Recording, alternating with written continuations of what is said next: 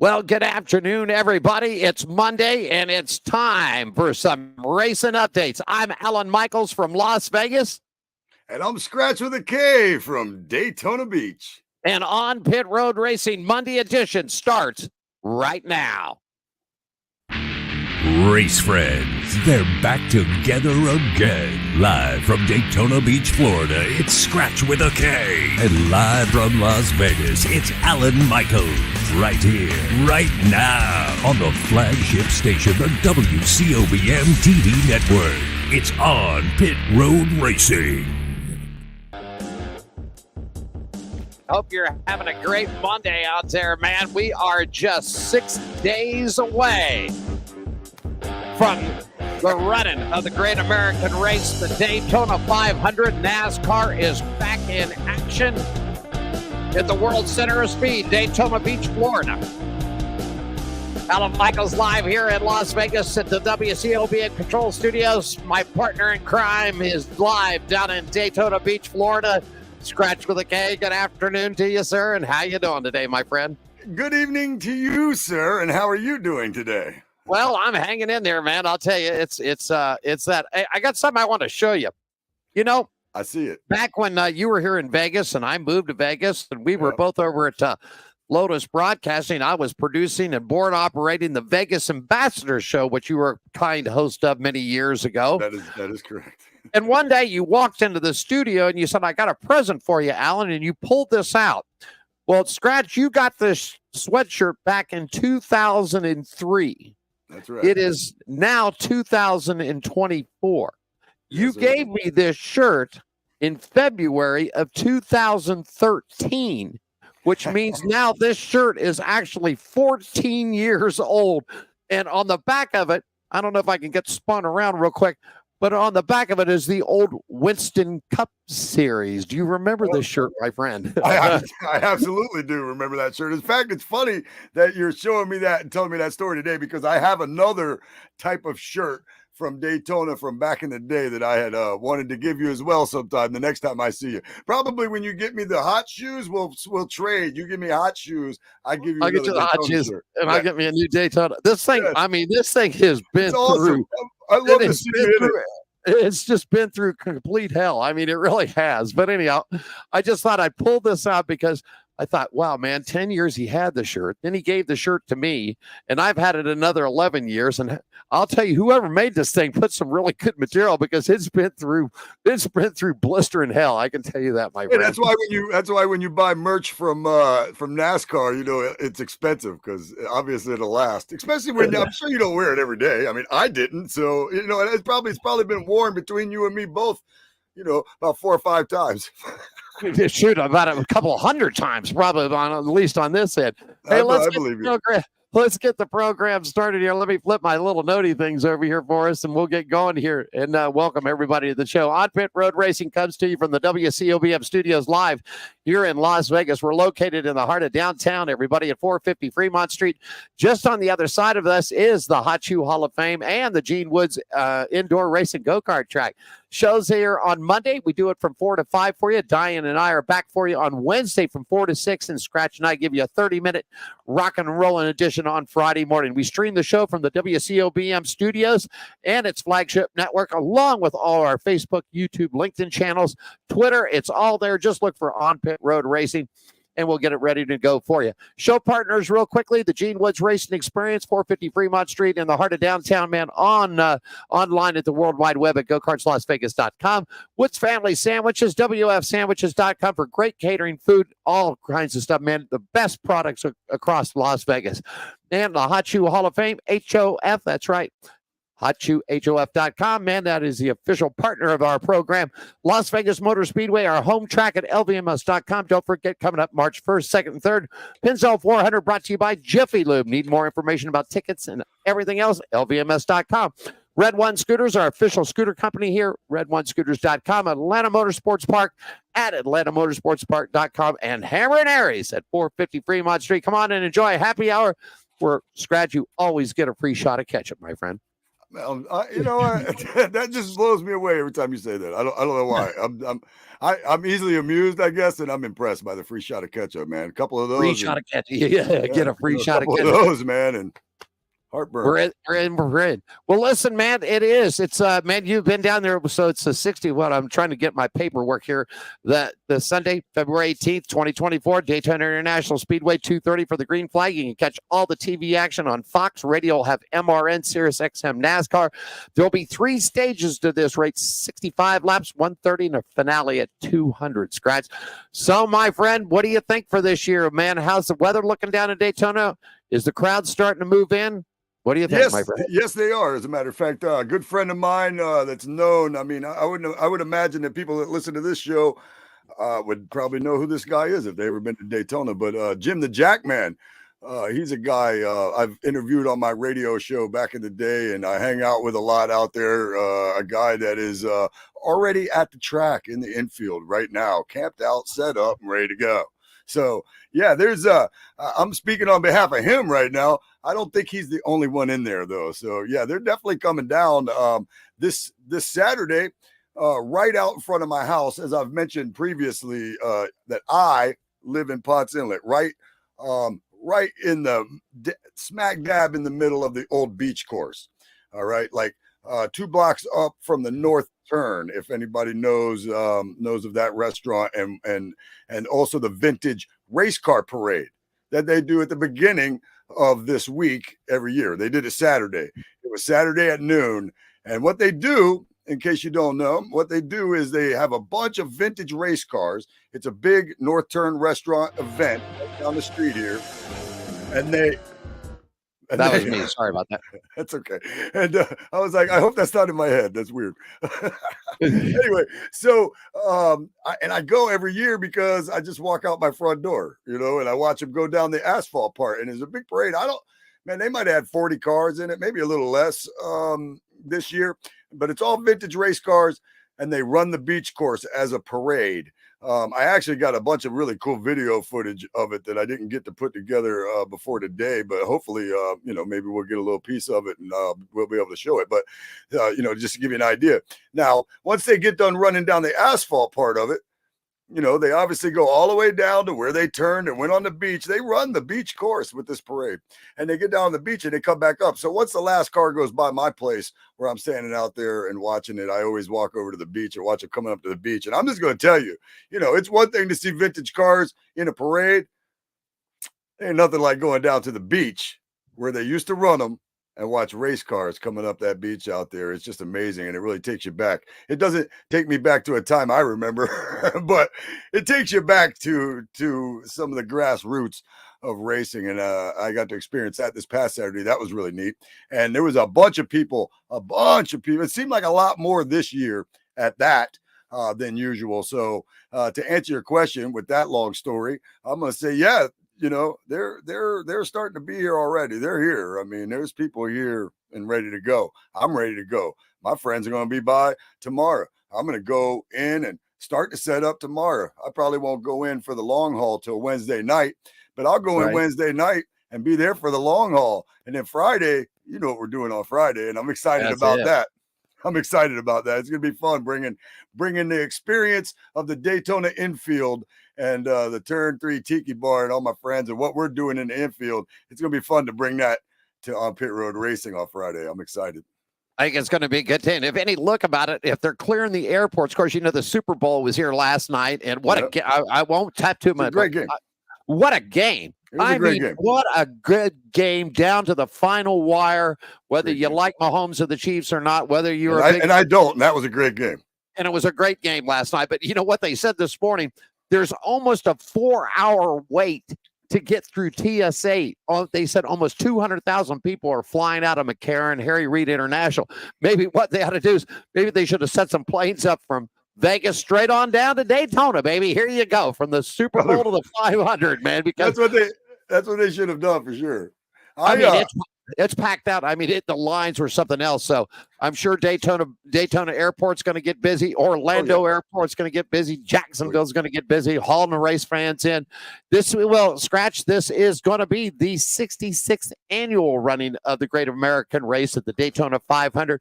Man, going to be a good one. Last year, Ricky Stenhouse won the 65th in a double overtime. It was the longest Daytona 500 ever. 212 laps around that track, man. And it's a beast, I can tell you that. Oh, yes, it is, man. And it always puts up for some good racing. Usually it's about the last 50 laps, 60 laps or so, where it's really good racing at Daytona.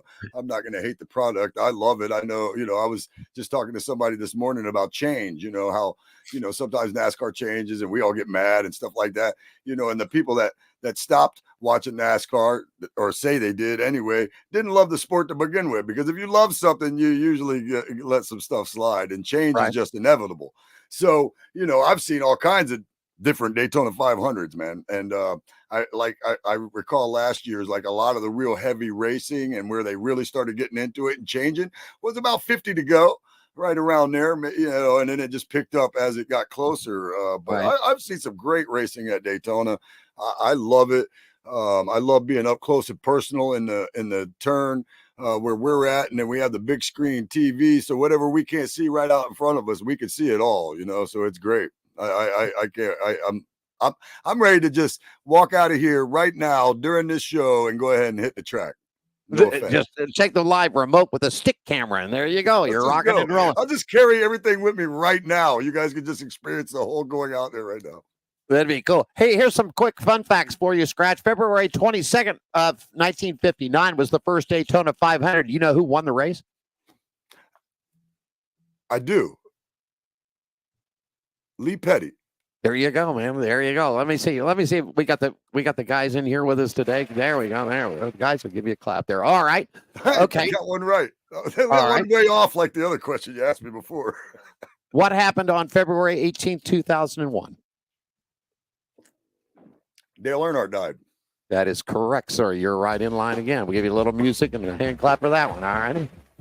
Who has the most consecutive victories at Daytona, Skratch? Oh, goodness gracious. There's two names came to mind as soon as you said that. So give me two chances to get it. All right, first chance. Dale Jarrett. Nope. Wait, sorry, wait, we got to go. We got a buzzer for me too. The most consecutive. Golly, now I'm trying to choose between two other dudes. Most victories at the Daytona for the Daytona 500. The most victories at the Daytona 500? Oh, I thought you said in a row. For the race. Oh, Richard Petty. Who's won it the most? Richard Petty. Richard Petty has won it the most. 64, 7 victories. 64, 66, 71, 73, 74, 79 in his final victory in 1981. Who do you think has the most consecutive victories at the Daytona 500? See, that's what I thought you asked me the last time. Right. All right. That's why I had said Dale Jarrett, who I'm going to go. I need two answers, but I'm going to go with Dale Jarrett again. Dale Jarrett again? Wrong. That's your wrong answer. That's a wrong answer. That's too exciting for wrong. And Cale Yarborough is my second guess.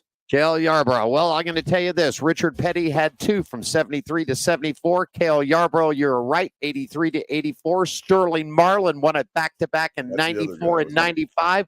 And Denny Hamlin, back-to-back winner, 2019, 2020.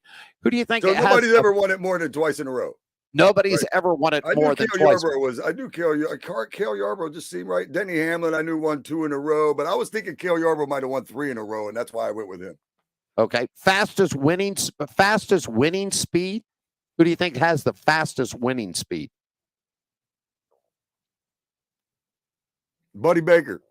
Very good. 1980 with a average speed of 177.602 miles an hour around Daytona. Slowest winning speed. Who do you think had it? Oh, goodness gracious. I know that too, and I can't think. Oh, man, that one's going to stump me. Because I know and I can't. Oh, let's see. The slowest, man, it was like in the. Oh. All right, I give up on that one. I don't know. There's no way I'm going to guess that one right. Or in 1960, the slowest winning speed came from the good old boy from Wilkesboro, North Carolina, Junior Johnson, at 124.740 miles an hour, man. Driving for it was a 3. It was the number 3. Right. It was the number 3. Right. He drove for Fox. Right. Yeah. Golly, my stepdad was really good friends with him. He had a tire store here in Daytona. I'll give you an applause on that one. There you go. Come on, what? Oh goodness, It'll come to you. Go. Let's go. Okay, I think I got that one right. Youngest driver to ever win the 500. The youngest driver to ever win the 500. I want to say Jeff Gordon. Trevor Bayne was the youngest at 2011. He was 20 years and 1 day old. He was 1 day past his 20th birthday. You would think I would know that based on that story I told about the Trevor Bayne and me having him in the pool. And I know quite a bit about Trevor Bayne. That's not one of them, I guess. But he was the youngest. Who's the oldest winner of the 500? Oh, man. I want to say Dale Earnhardt, even though I know there's people out there way older than him that probably won it back in the day. But I'm going to go with Dale Earnhardt anyway. Nope. You got Bobby Allison at 1988. My favorite driver. He won the Daytona 500 at 50 years, 2 months, and 11 days old, man. So that's crazy. I find it funny that you stumped me with 2 drivers. Two of the things I got stumped on were 2 drivers that I love. There you go. You never know. I mean, you just never know. And I mean, and not picking Dale Jarrett was a good thing, because back in the day, I did an interview with Dale Jarrett, and I always asked him. I said, "Man, you come out, you win the pole, you get a couple laps, and then you take the card in the back, and then it's just that." And he goes, "You know why?" He goes, "Man, I got to keep my car clean. I'll take it to the back. I'm going to ride along. I'll let the knuckleheads deal it out, and with 20 to go, put the pedal to the metal, and we'll see where we're at." There you go. That's a prime example of exactly what I've been talking about. There you go. Daytona, you know what I mean? They can do that though. Riding in the back's not racing. That's all. That's it. Hey, let's take a quick break. We'll update everybody upon what's coming up on Speed Weeks, because you got one heck of a busy week all coming up, and we'll do it right after this. On Pit Road Racing is live from Las Vegas with me, Alan Michaels. Skratch with the K is down in Daytona Beach, and we got more coming right up for you. Right after this one at the WCOBM, everybody. Be right back at you. Are you ready for the wildest? Are you? Jerry B. Las Vegas, Nevada, where everything seems to move a little bit faster. Like a lot faster. Well, for some reason here, our commercial Las break Vegas, is not Nevada. kicking in. I don't know why, but it ain't kicking in. So anyhow, let's move on and forward. All right, let's just do it. Are you ready for the wildest ride on Fremont Street? The Gene Woods Racing Indoor Go-Kart Track Experience. 450 Fremont Street, suite number 171 on the corner of Las Vegas Boulevard and Fremont Street. Open 7 days a week, noon until midnight. Strap yourself in, pull your safety belts tight, and feel the power and the speed at the Gene Woods Racing Indoor Go-Kart Track Experience, downtown Las Vegas, Fremont Street, 450 Fremont Street, suite number 171, right on the corner of Las Vegas Boulevard and Fremont Street. What are you waiting for? Log on, get your tickets now. It's time to go racing at the Gene Woods Racing Indoor Go-Kart Track Experience, 450 Fremont Street, downtown Las Vegas. Las Vegas, Nevada. Good care of business and just having a good day out there, man. Sometimes the computer has its own mind. Skratch, they're rolling into town coming up on Wednesday here, man. And of course, qualifying will get kicked off Wednesday night.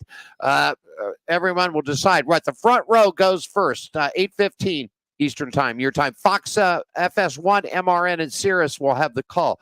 So it's just everybody gets a chance to qualify, but the top 2 cars on the track. Correct, sir? That is right. Everybody's going to qualify, and the only 2 positions that stick are 1 and 2, and then they run the duels. And, we always talk about the qualifying, you and I, and how they do stuff and how Daytona is unique and all that. You know what? That qualifying process is pretty neat, if you ask me. I mean, why not incorporate that in all the tracks? You could do that. It'd be the same as Saturday night short track racing. You qualify, you run a couple heats, and then you run the feature. And I Sort of think like that'd be better than some stage racing and all this other crap they're changing around and stuff. Let's make all the qualifying like Daytona. Well, sort of like that. You'd reduce it down a little bit, maybe a 10 lap or 20 lap, Sure. a feature or whatever it might be. I Sure. mean, but yeah, so Thursday you got it. You got ARCA, so that you're gonna be at the ARCA races, right? Oh yeah. Okay, so the ARCA races gets practice at 4:05. That's coming up on Thursday. No TV time for that. Then they're going to roll on to NASCAR Craftsman truck practice at 5:05. So the ARCAs get an hour. The trucks will get just basically about an hour and 55 minutes. You can catch all that action on FS1. Then coming around right at 7 p.m. Thursday, Skratch will get the Blue Green Vacations dual number 1, 7 p.m. You catch all the action on Fox Sports 1, MRN, or Sirius NASCAR Radio. Then at 8:45, we'll run the second round. Now, this will set the field, correct? Yes. Okay. Yes, it will. It will set the field then. Friday, here's your race in action for you. At 1:30, no TV time, but you'll get 1:30, you'll get qualifying from the ARCA series. At 3 p.m., qualifying for the NASCAR Craftsman Truck Series. Catch TV action on FS1. MRN will have the radio call. At 4:35, Skratch practice will start for you guys down there for the Xfinity Series. FS1, MRN will cover the radio and the TV. And then right after that, 1 hour later will be practice for the NASCAR Cup Series, and FS1 MRN will have the radio call for that. Then right after that, Skratch, right just in between there, just as we get ready to go live from Daytona with you at 7:30, it's the Fresh from Florida 250, the NASCAR Craftsman Truck Series. Fox Sports 1, MRN, and Sirius NASCAR Radio will have that, and of course they'll have a post-race commentary from the media center, and they can watch it on NASCAR.com. So Thursday, you're packed out, buddy. ARCAs, trucks, Xfinity, Cup, and then truck racing. You're smack dab down in the middle of it, buddy. Oh, yeah. Let me just tell you right now, we don't even care if they're racing out there most of the time. You know what I mean? If they're going around the track, we're happy. Like that. I don't care if there's one of them going around the track. Sometimes on Monday when we get ready to get out of there, they run the racing experience too. You know what I mean? While we're, right. Like they're running that on Monday when we're packing up. I'm like, yeah, there's still cars going around. Why do I got to leave? But it's a good time. I can't wait. Yeah, Thursday's going to be busy. And once again, why I'm telling you that I'm going to start tomorrow by putting my stuff in there, hang out with my buddies when they come up tomorrow a little bit. And then Wednesday night, man, I'm going to go in there and won't nobody outside of that track see me until Monday. And I'm excited to be able to bring on Pit Road Racing into the infield with us to the Tiki Bar and go right from 7 o'clock right up to the start of the truck race. I bet in the background, you guys are going to be able to hear the trucks and everything. It's going to be awesome, man. I'd like to see it from your end. That'll be screaming there. So let's get you ready to go for Saturday, man. 10:30 a.m. Eastern Time. Fox Sports 1 MRN will have final practice for the NASCAR Cup Series.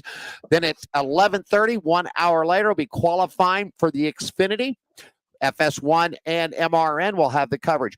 At 1:30, Daytona ARCA 200, and we'll get some TV time off of that with Fox Sports 1 and MRN covering that. Then right after that at 5 p.m., as the sun's going down in Daytona, they'll light up the track for the United Reynolds 300. You can catch all the action on FS1, MRN, and Sirius NASCAR Radio. And then following that, of course, will be a post-race interviews, and you can catch it all right there on NASCAR.com. There you go. And then Sunday, the 66th running of the Great American Race, the Daytona 500. Green flag to fall. Skratch your time, 2:30 p.m. Eastern. Fox, the big network, will cover it. MRN, Sirius, NASCAR Radio, and then of course you can watch the post-race conference right there on NASCAR.com, my friend. So I'll tell you what I'm excited to see on Saturday. I'll tell you what I'm excited to see on Saturday in the Xfinity race. Two things, and it's gimmicky, and that's why I want to see Frankie Muniz, Malcolm in the middle. I want to, because I know that he did very, very well in the ARCA series. All right, right. So I want to see what he does. I want to see what he does at Daytona. Obviously it's not so much. It's a gimmick for me to want to see what he does but it's not a gimmick that he's out there racing. The kid can race a car. So I'm excited to see what he does in Xfinity. And then, I mean, do you have any thoughts on him at all as far as your experience before I go to the next one? I've sent in to get an interview with Frankie and would like to talk to him about not only his television and his acting, but his racing career and what he's coming up. But he's also a big announcement that was made that he has got some new sponsors. Sorry about that. They're working on a new business up above us in this building. I even heard it. But anyhow, I mean, great actor. Did real well at the ARCA series. Moving up, he's picked up some good corporate money along the way, and so good equipment always helps out along when you're trying to that. And it's going to be Xfinity's going to be a good. I think it's going to be a good season this year. A lot of new kids coming up into the ranks. I'll let you go ahead and finish. You had Frankie Muniz there, so you're next. And of course, Hailie Deegan. Yeah, Hailie Deegan. Yeah, I'm look. Those are the two. I mean. Again, we're going to have race car drivers we like and all this other stuff in Xfinity. But I'm saying what I'm looking for Saturday, or what I'm looking forward to, or what I'm going to be paying attention to and watching myself, just out of curiosity, as a side note to, watching the race and enjoying it in general, is I want to see how Hailie Deegan does and Malcolm in the Middle, man. I want to see how they do. I'm just interested to see how the season folds out, even with Frankie, having a part-time schedule. I want to see how he does every single one of those races. You know what I mean? I believe that he belongs. But I think this year, because I didn't get to watch a lot of them in the ARCA racing last year, but I read a little, and he did very well with the opportunity he had in ARCA, which has earned him this opportunity. So Let's see what he does with this opportunity. I'm excited about that. And then I think you had previously mentioned, which made plenty of sense, about Hailie Deegan with an Xfinity ride and the type of equipment and things like that. So I'm interested to see, and then switching back and forth from the trucks to the cars.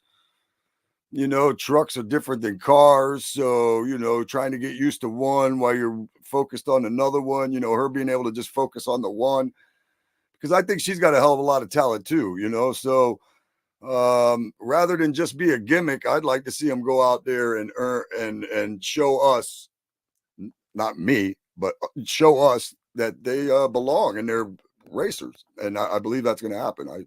We'll see on Saturday, won't we? I saw Hailie Deegan run an ARCA series car a couple of years ago out here in Las Vegas. And actually, they'd moved it from the bullring track over to the dirt track. Came down to about 10 laps to go. And it was a big battle with her and Sheldon Creed, who we knew that eventually moved on to Richard Childress, has now moved on to Joe Gibbs. Hailie moved on to the truck series. I'm going to tell you something. If she wouldn't have broken the shifter, and they had to lock it in fourth gear, if she wouldn't have broken that shifter, she'd have beat him. I watched her run on a couple of other tracks in the ARCA series, and she had great runs. Then they moved her over to the trucks after the ARCA. Okay, 1 year, not so great this last couple of years, and now this. I've always said, and I've had race car drivers tell me there's no difference, but I don't know. I've not driven it professionally, not driven a truck or an Xfinity car into that sense, but I just believe there's been a lot of change. I just don't think Hailie adapted to the truck series. The truck series is more beating and banging. It's more not as finesse style driving. I just don't think that series was her type of series. And I think if she's got some good equipment behind her, Hailie Deegan could have a good year. She can drive. She knows how to roll that car. But I think you got to get her under some good equipment. And I think if you put her back out of the truck and back into a car, we'll just have to see what happens. But I'd like to see her. She's a great young talent coming up. I agree with you. And that's just something I'm excited to see. And you're right about, I think there's always been a difference, though. I don't think it's just how the cars have changed in the future, because you can look at people like Mike Skinner, Ron Hornaday, those type of guys, right? That came to the Cup and were okay. But you put them in a truck, man, I put my money on either one of them guys, any race in a truck. You put them in a car, they were all right. There's a young girl coming up through the ranks, Tony Barringer. Boninger Behringer. This girl is somebody else to watch too. And I know Derek Cope's been working with this young lady, and she is something on the scene here. So we got to keep watching out for this girl. I'm telling you, there's a group of kids, young men and young women. I shouldn't call them kids, but young men and women that are coming up through this Xfinity rank that we definitely it's going to be very competitive. I think the Xfinity series is going to be very, very competitive this year. Well, I hope so. I want to see some good racing. You know what I mean? I like the Xfinity series. Again, we all already know, and I've bragged a million times, and I think you're in agreement. You know, the trucks are the most fun to watch for me. I love the trucks. But the Xfinity series is always good too. I'm just a fan. You know, if I've said this a million times, I should get a shirt that says this. If it's got numbers on it and it goes fast, I want in, you know. I'm in, man. Yeah.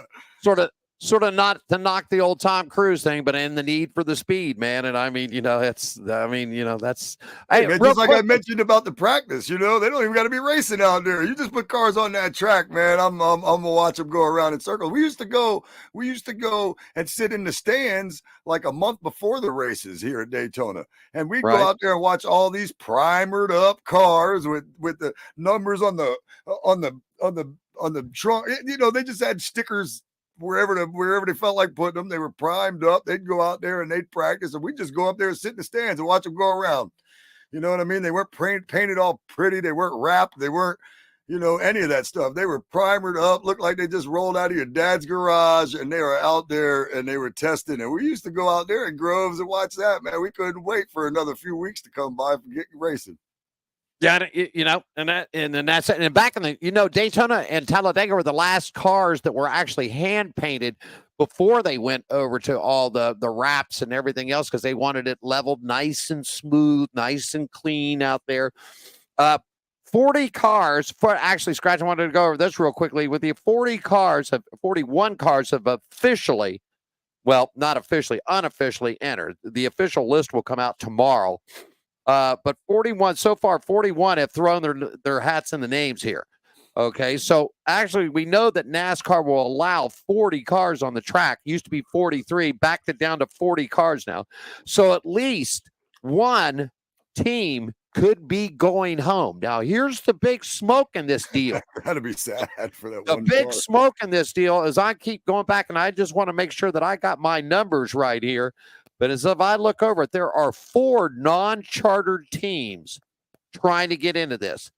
David Reagan will attempt to get in. Anthony Alfredo will attempt to get in. 7-time Jimmy Johnson will try to get in. And I'm trying to think, is that and BJ McLeod. Okay, so the 84 of Jimmy Johnson, the 78 of BJ McLeod, the 62 of Anthony Alfredo, and the 60 of David Reagan are all going to try to make this race. One will go home. Just looking through your little crystal ball in Daytona, out of David Reagan, Anthony Alfredo, BJ McLeod, or Jimmy Johnson, if it stays the way it is right now, which one will go home? I don't know much about Alfredo, so it leans me towards him.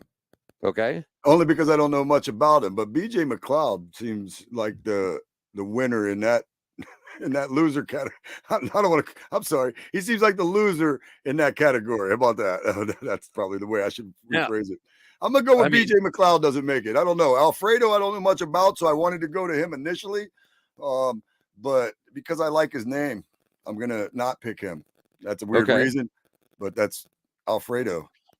I'm gonna put him in and BJ McLeod out. Okay, so so you're gonna keep Anthony Alfredo and BJ if it stays the way it is right now. Yes. 40 teams would make it, 41 entered, so one would go home as it is. So you're gonna pick BJ McLeod to go home? Yes. Boy, am I gonna take you a shot here. I know. Are you gonna say it? Say it. 7 times not gonna make it, man. I kind of wanted 7 times not gonna make it. I wanted to go with him, but I was like, you know what? No. Well, no. I mean, yes, that would be the story of the 500, probably. But I don't know. I don't think. I can't believe he's in a Toyota too. I can't believe he's trying after all those years in the Chevrolet, man. I can't believe number 40. I can't believe the number 43 is on a Toyota. Yeah.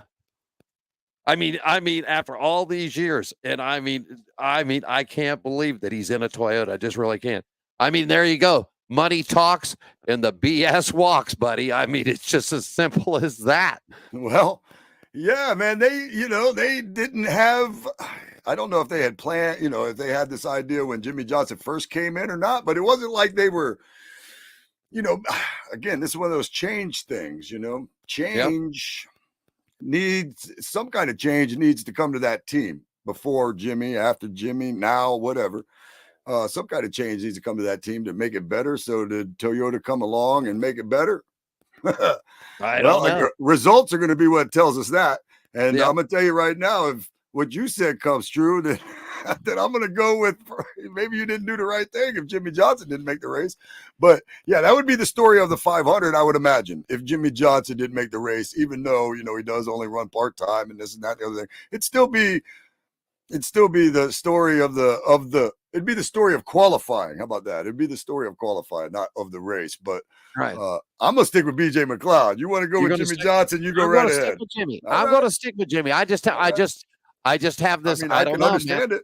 I understand. You know what it would come down to that you and I talked about. You don't make the race, and you got to make a call on Monday morning. You don't make the race. There's a lot of money involved into this thing, and I mean, for BJ didn't have a sponsor listed on his car at the present time. Now, whether he'll pick, he's obviously got to pick some money up to make the race, unless he's just going to fund the whole thing himself. But Carvana, who came on with Jimmy Johnson in his IndyCar run, if that's what you wish to call it, and then came back now sponsored this. And of course, back then too, Carvana was having some problems, financially problems, had to restructure and everything else. So I guess Jimmy got the check, and they're ready to go. But That's the point I'm getting to is this: on Monday, if Jimmy don't make the race, that phone call to Carvana is going to be a tough one because they're on the car for 4 more events through the 2024 season. Go ahead. Let me ask you this. Okay. All There's two points I'm going to make here. One is the question that I'm going to ask you. Okay. Is this like back in the day, though? Let's say BJ McLeod, no sponsor, makes the race. Right? Let's say Jimmy Johnson, Carvana, doesn't make the race. All right. Does Carvana go, well, BJ McLeod don't have a sponsor, and they're in the race, and we want to be in the race? Yeah. Do they put their name on the card? Does that still happen these days? I guess it could. Why couldn't it? You remember the one time Darrell Walter bought, I can't think of his name, bought the one guy's car and put Western Auto on it and raced his car. You know what I mean? Like I didn't like that much though. I don't like you to be able to go buy somebody, but say like they qualified and you buy their car and you get in it and drive. But the sponsor thing is a whole another story. BJ McLeod's in there with no sponsor. Jimmy Johnson's not in there with a sponsor. Of course, they could give BJ McLeod a little money, put their name on it. That's going to help the team and put their name in the race. Okay, that's number one. Number two, I was watching John Oliver. I don't know if you ever watched that. It's on HBO. I watched John Oliver a little while back, and they did a story on Family Dollar and Dollar Tree and all of them not being able to afford employees to do all their stocking and all this other stuff. And it's like this big problem. They were showing all this footage of Dollar Trees all over the place. It just had boxes and boxes and boxes stacked up in their aisles, and stuff would come in. One of the managers was like, I need help. We don't even know where to put all this stuff. We can't get it out on the shelves. So they were having all these problems, right?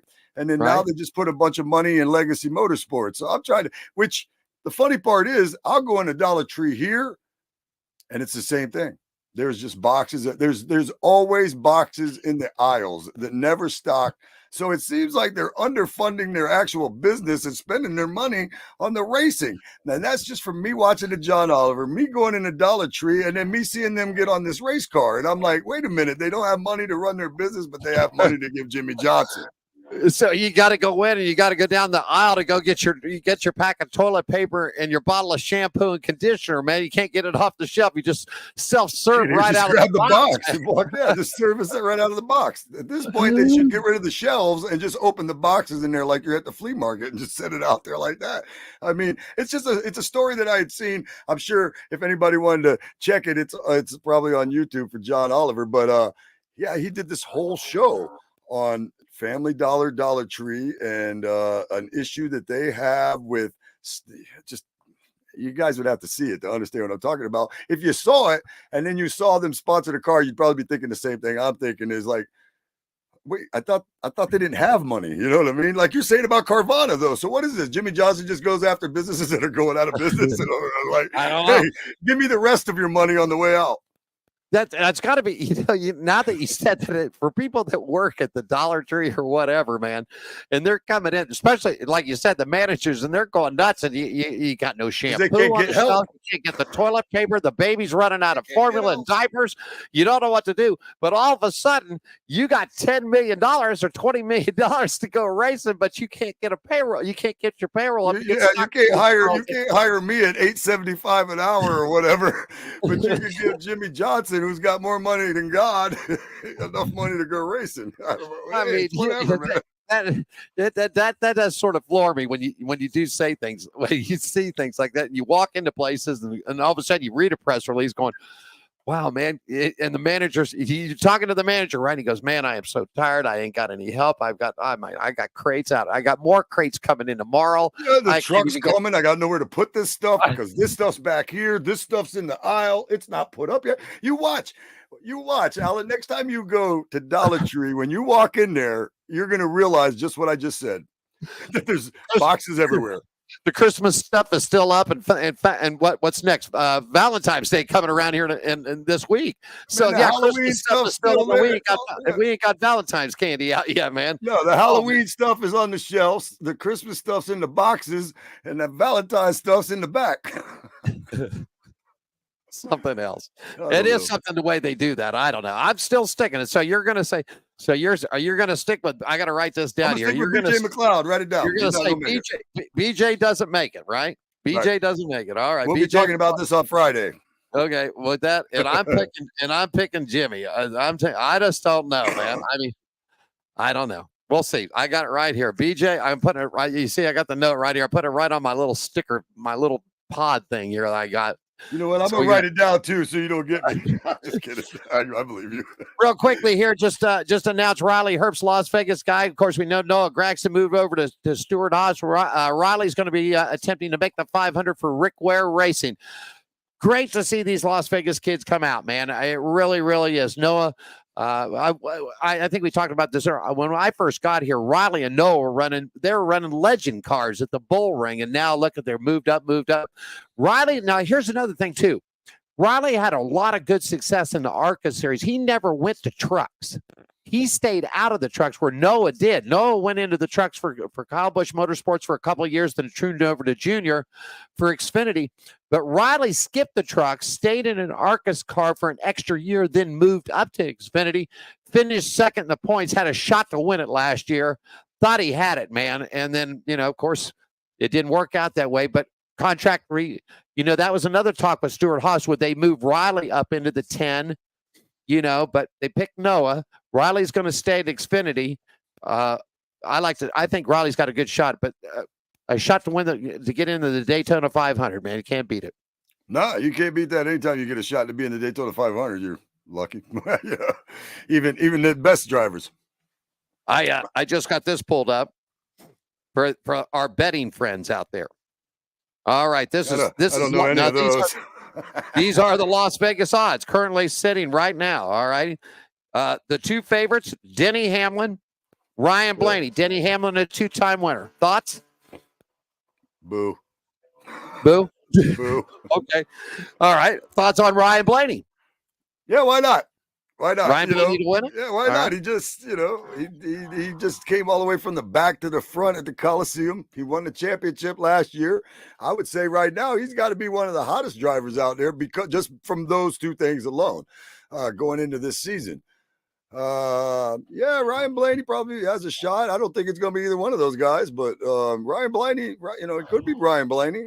It just seems like a lot of times the people with the best odds are not the winner at Daytona at all. Here's one that's up to you right now. Third spot into plus 1,100 from RFK. Brad Keselowski, a shot to win it. Man stands out at 1,100 to win. Brad came in. I think that team's on a bounce this year. I think they're going to have a really, really good year. Good equipment behind them. Then you come back to Joey Logano, Chase Elliott, and Chris Buescher at 1,200 to win. Thoughts on that? Yeah. Some of those guys seem like they might have a better shot than some of the favorites, to be honest with you. Okay. I can tell you, what's the odds for Truex? And I only ask because, man, he's come really close a couple times, and I feel like he's got one in him before he's done, and we know he's going to be done soon.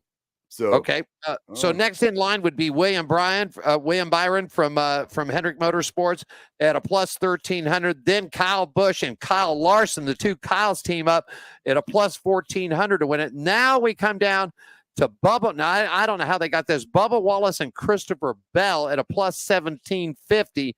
Then comes Martin Truex Jr. stands alone at a plus 2,000 to win it. So I guess if you're looking at it that way, 1, 2, 3, 4, 5, 6, 7, 8, 9, 10, bet that. Then comes Stenhouse Jr., Tyler Reddick, Austin Cedric, and Ross Chastain.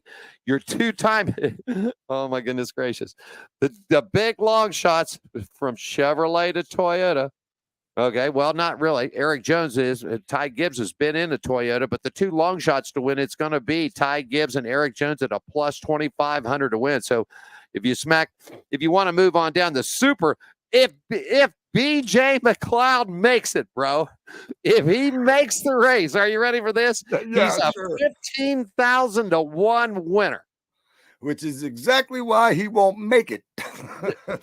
15,000 to 1. That'd be worth throwing $100 away right there. I was going to say, man, you want me to run down and throw 5 on it? And Peach at 15,000 to 1, a $500 bet or a $5 bet to win it wouldn't be too bad. I mean, really, seriously.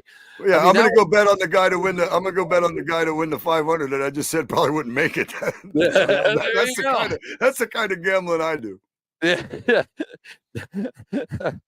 All right, let me see here. Let me see who's next. I got a couple of good long shots here for you. All right. So after that, at a 3,000, Josh Berry, Austin Dillon. Austin's won it before. Alex Bowman, Chase Briscoe, and Michael McDowell at a 3,000. Then you had 4,000 to 1 to win. Daniel Suarez, Ryan Priest, 7-time plus 5,000 to win it. Jimmy Johnson, look at this. I think plus this is 5,000, really... not plus 15,000. Just keep that in mind. Yeah, keep plus, that in mind. Okay. It's plus, okay. So Jimmy Johnson, John Hunter Nemechek, and 7 times former driver Noah Gragson all teamed up into the same at plus 5,000. Boy, they ain't got a lot of hope on Jimmy, buddy. Not to win it for sure. That's not to win it. That's for sure. I mean, should they though? I mean, even when he was running full time them last few years, he wasn't like fantastic, and that was running in Hendrick stuff. That wasn't running in whatever he put together over there with whatever he took from Richard. Sorry. Yeah. Well, I won't even go into that. Okay, I'll leave this alone. Don't get me started. All right, at a plus 6,000. Zane Smith, Carson Hostevar, Corey LaJoie, AJ Allmendinger, Todd Gillen, and Justin Haley. All right. Plus 7,500, it's Riley Herbst, David Reagan, Kaz Garla, Harrison Burton, and Daniel Hemrick. Anthony Alfredo, here you go. Plus 10,000 to win it. And BJ McLeod is your super long shot. All right. All right. Now, as far as the manufacturers go, plus 135 for Ford to win it, plus 150 for Chevrolet to win it, and plus 300 for Toyota to win it. There you go, buddy. That's That's your odds. Did you hear a story that Chevrolet, or not Chevrolet, but that GM could possibly switch to Cadillac in NASCAR? Ooh, have you heard that? I've not heard this rumor. It might have just been a rumor, but I saw something to that effect. And so I was wondering if you knew anything about it. And even if it's not real, even if it's not real, let's hypothetically ask you. Somebody asked me this question on what I thought about it. So I'm curious about what you think about it. What would you think if the GM NASCAR Cup car was a Cadillac instead of a Chevrolet of any kind? Well, listen. If it's listen, we've Cadillacs seen are fast though. I'm gonna let you know that. Cadillac is fast, and I mean Cadillac is fast. I'm just seeing here if I can pull Cadillac. Is Cadillac moving? I mean, I just saw because the Camaro is. It's after next year. After next year, the Camaro's out. So that's why whatever. This could have even been something hypothetical. But yeah, go ahead. It looks like you got something. I do got something right here. Yes, sir. And here it is.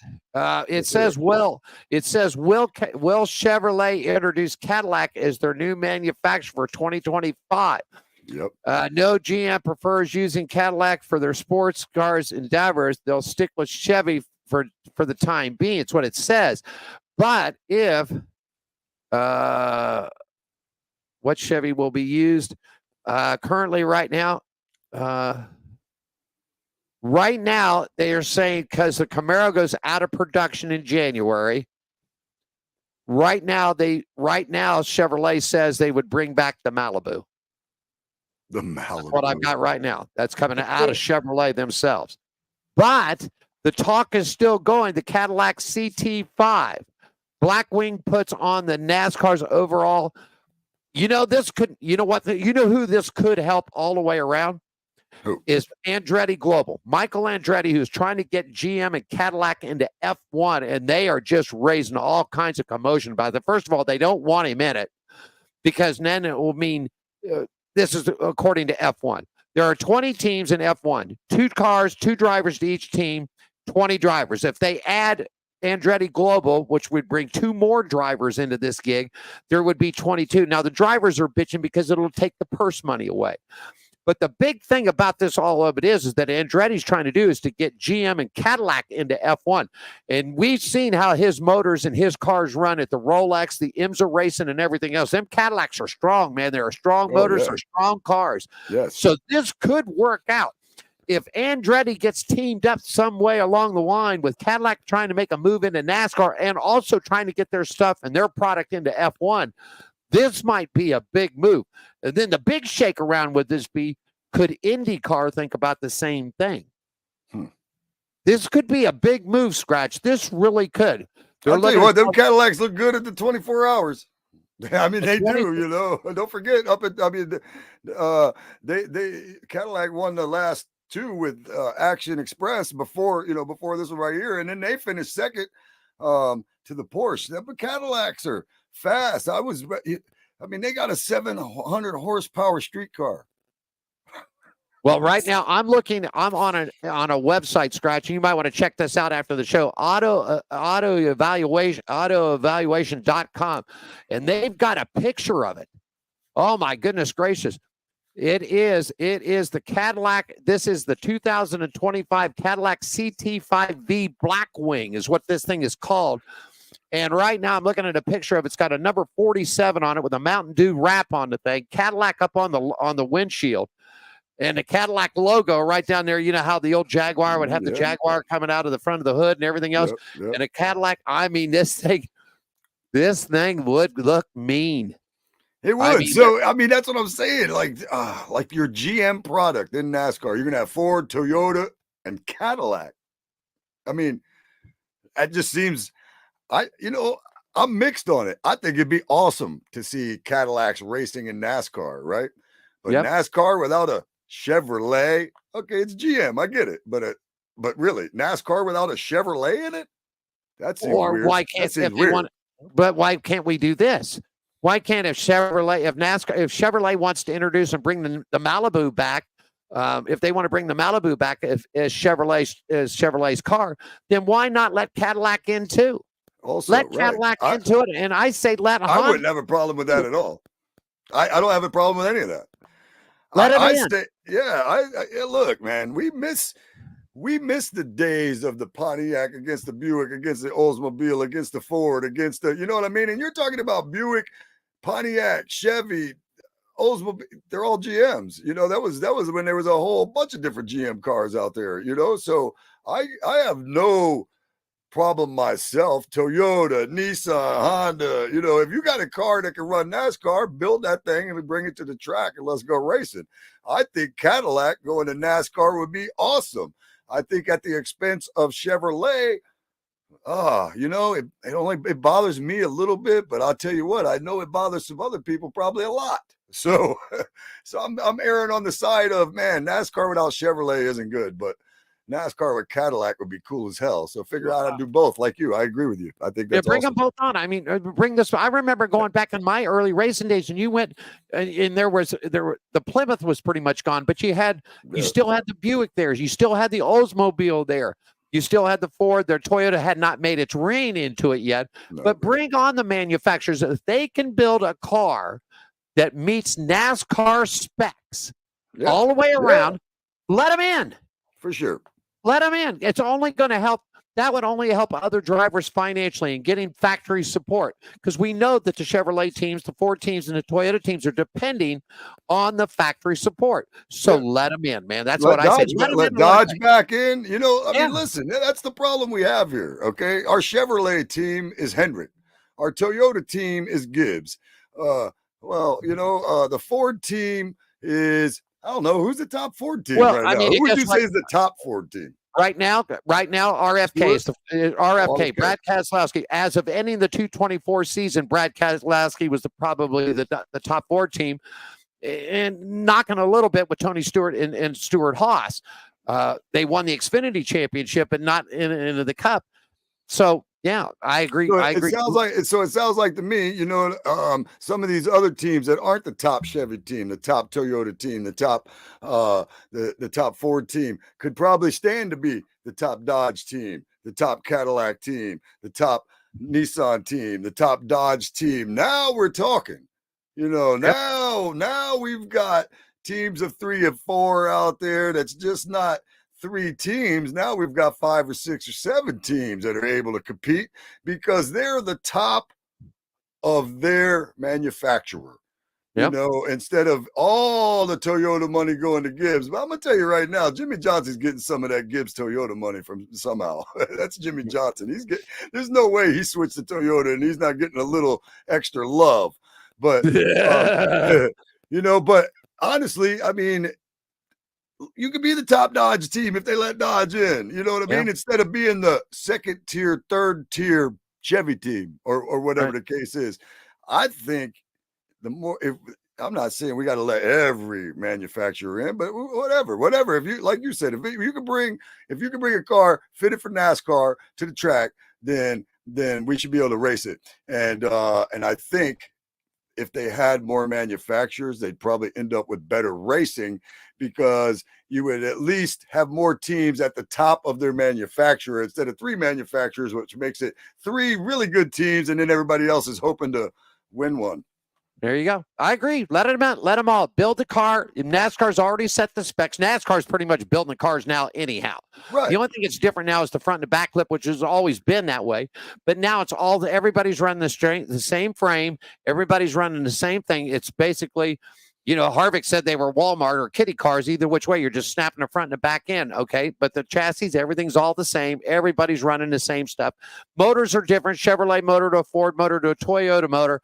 But as far as that goes, everything else is built the same. So if Cadillac wants in it, let them in. You know, bring back. They're all worried about Dodge because Dodge will use that Hemi and NASCAR's outlawed the Hemi motor. But I say, screw that. Let them in. If they've got a product and it's good product and it shows out it's good racing, then let them in. Then and if everybody can't beat them, do better. That's right. You know what? Everybody got all pissed off about Kyle Busch winning. He win the trucks, wins the Xfinity, then goes out. He triple sweep, double sweep, triple sweep. Quit your whining and crying. The only way, take it to this. To Ric Flair, to be the man, you got to beat the man. And the only way to do that is bring it on the track, buddy. That's it. That's it. Bring it on the track. That's it. If you can't beat them, do something about it. You know, do something about it. All right, do something about it. You got all this technical support. Well, then tell the people at the Chevrolet and the Ford and the Toyota motor camp to start building a motor that'll keep up with that Hemi. Yeah. You know, if that's the case. Yeah, that's it. Just because they built a better, you're not gonna let them in because they built a better motor. That just means you're scared of them. That doesn't mean you have the best stuff. That means the team with the manufacturer with the best stuff, you're not letting them in. I wonder if this would happen. We got about a minute left. I wonder if this would happen. I wonder. Okay, so you'd already said this. Hendrick is pretty much the powerhouse of Chevrolet, right? What if Dodge came to Rick Hendrick and said, "We're going to offer you buku money. I mean, more money than you've ever thought about having in your lifetime." And NASCAR said, "Will you switch to Dodge?" What would you think would happen if Hendrick did that and said goodbye Chevrolet, because Dodge has now put out even a better product than what Chevrolet has? Well, I think that would. I'll tell you what. I think that would work out great for Richard Childress. Is what I think. I'll be honest. I think that was my first thought. Is that, well, there's got to be another number one Chevy team, right? And why wouldn't it be Richard Childress? Why wouldn't he was for years? He was the number one Chevrolet with him and Earnhardt. They were the number one team. Right. And why wouldn't he be now?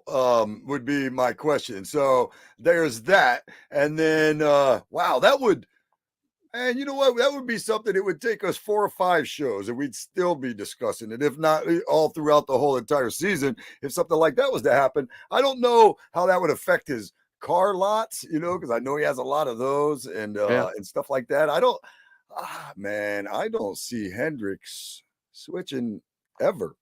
I don't think that would be the biggest story ever in NASCAR. Yeah, if he ever did switch to a different manufacturer, you know what? There. We got Wednesday. We'll be back. Diane and I'll be back on Wednesday. Got a full lineup. We'll get all the racing news and everything. We'll check back with you. You're going to be live from Daytona International Speedway Friday. If we time this out, we should be getting there just about the time they get ready to throw the green flag on the NASCAR Craftsman Truck Series. So we'll have you'll got all the information on qualifying, the duels, who will make it. Will BJ McLeod go home or 7-time go home? We'll find out coming up on Friday's edition as you're live from the Speedway, my friend. BJ McLeod will go home. BJ McLeod's going to go home. I can't wait till Friday, man. That's all I know is I can't wait till Friday. I can't wait. It's going to be fun. I'm going to go home and to bed early just in case. I can't be responsible for the idiots I hang out with. I understand that. I love them. Any final comment before we roll today? Yeah, once again, I can't be responsible for the idiots that are going to be at the Tiki Bar with me on Friday. So that's my. I just want to reiterate that. But no, I'm really looking forward to it again, man. I really appreciate you making me part of this On Pit Road Racing Radio. We've done a lot of stuff through the years, and it sure is. This sure is a good time for me, and we've done it. We've done it on the radio show, but we've never done it on this show. So on the television, this is going to be a great experience. I'm really going to try to bring you guys Friday the best I can from the infield in Daytona, man. I'm looking forward to it, Alan Michaels. You are the man, brother. I appreciate it. We're going to do it right. And the shirt will make it. Pray to goodness gracious, the T-shirt will make, or the sweatshirt will make it one more year, man. 20-some years this thing's been around. So we'll do that. We'll be back at you Friday at 4 o'clock here. It's On Pit Road Racing. Skratch will be live Wednesday. Diane and I'll be back. We'll have all the racing news from everywhere around the country, man. And they're racing everywhere, man.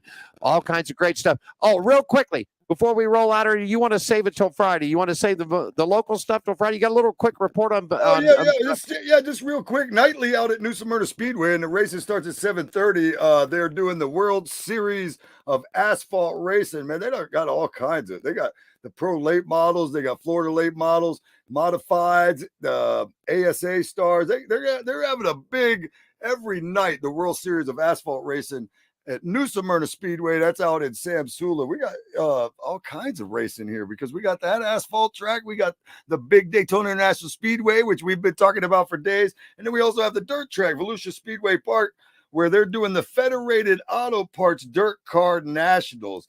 They got late models, modifieds, outlaws. They got it all out there at the dirt track. And their gates open at 4 o'clock, and their racing also is around 7 o'clock every night. So man, they got some big, it's like an oxymoron. They got some big short track racing going on here in You're going to see Kenny, you're going to see Kenny Schrader's going to be down there, man. Kenny Schrader will be running that in his federated modified car. Don't be surprised if you see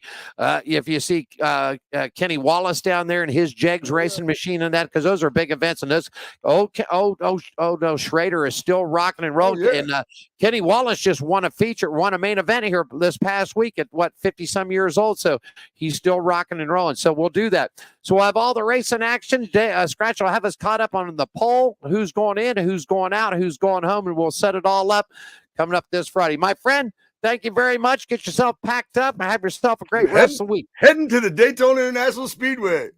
There you go, man. I'm going to bring...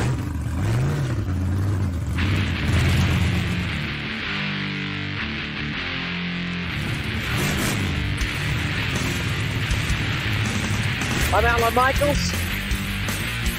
Skratch with a K.